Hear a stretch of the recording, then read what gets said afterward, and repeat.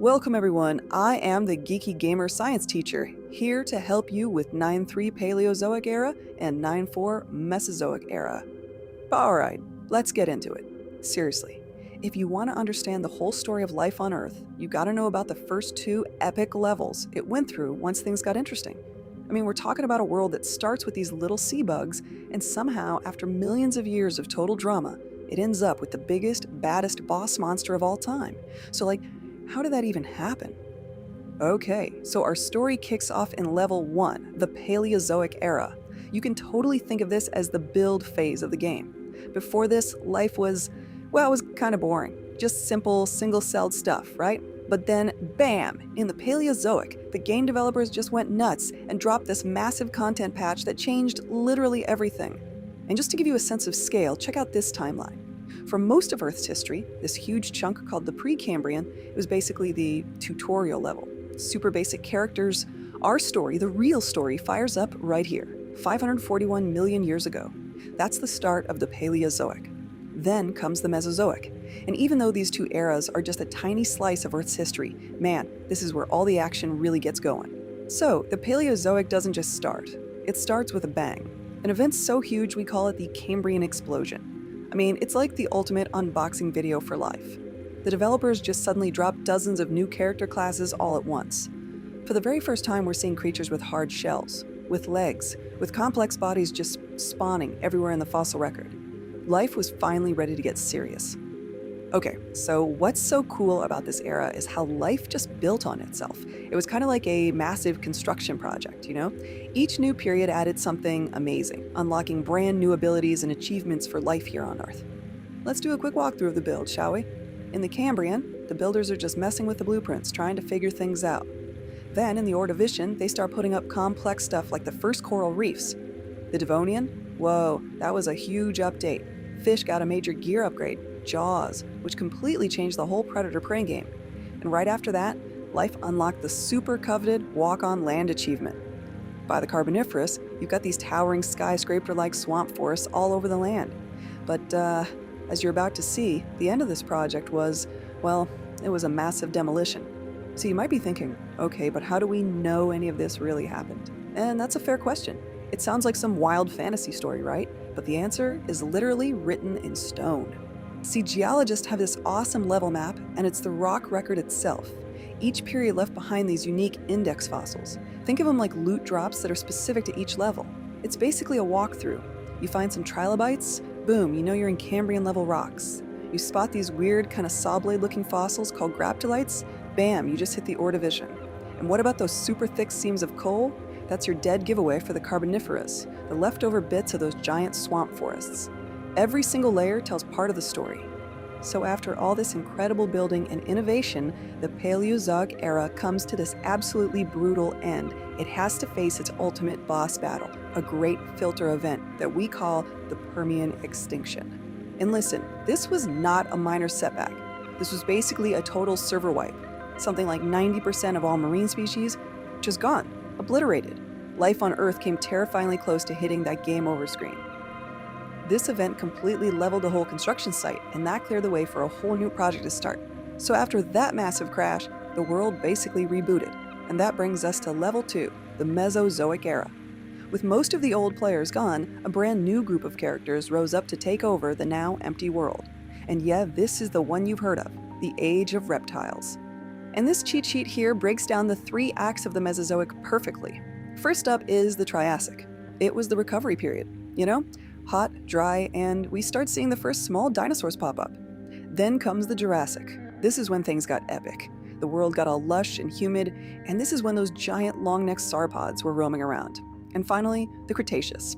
This was the grand finale, with absolute icons like T-Rex and Triceratops, plus a revolutionary new player on the scene, flowers.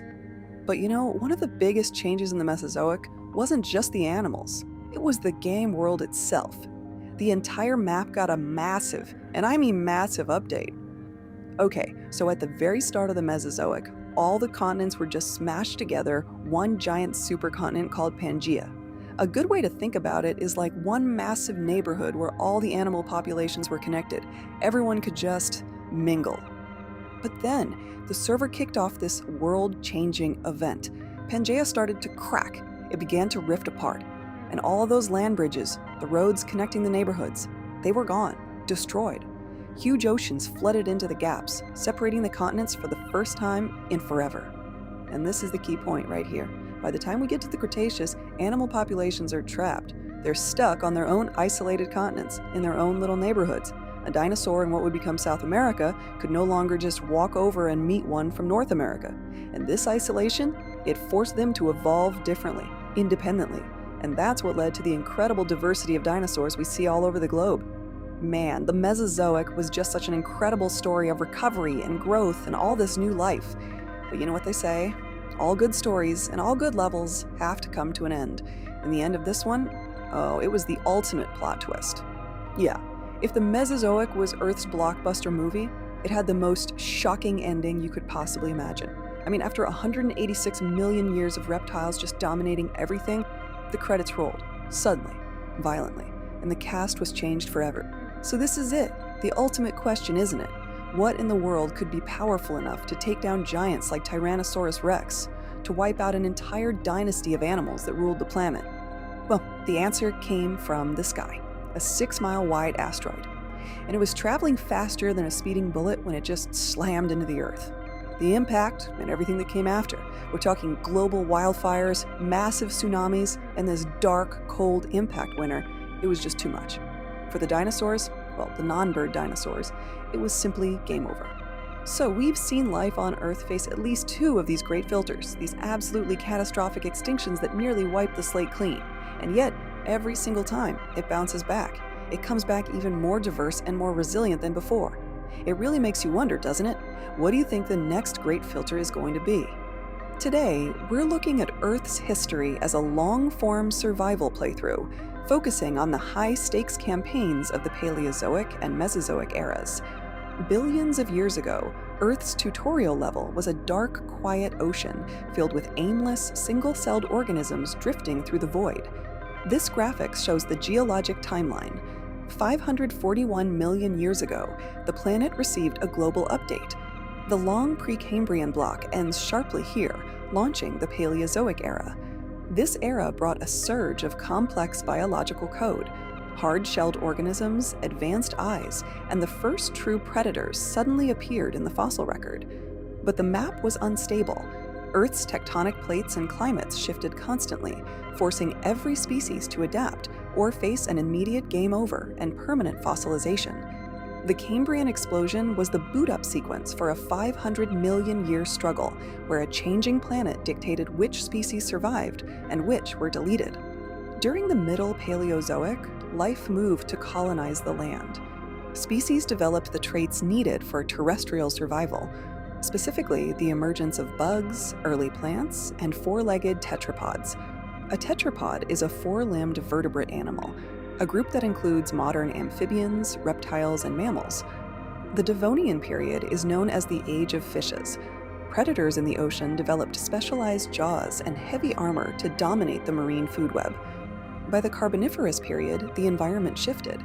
A warm, humid climate produced sprawling swamp forests where giant amphibians and the very first reptiles thrived. Those dense layers of ancient plant matter were buried and compressed over time, eventually forming the thick coal seams we burn for energy today.